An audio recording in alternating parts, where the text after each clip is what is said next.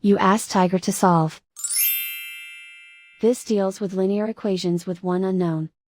The final result is h equals negative 28 over 499.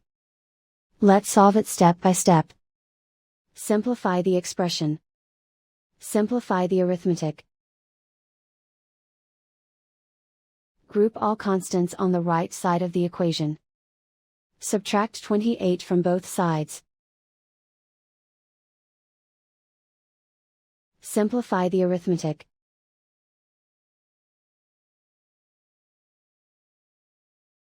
Isolate the h. Divide both sides by 499. Simplify the fraction. And so the final result is h equals negative 28 over 499.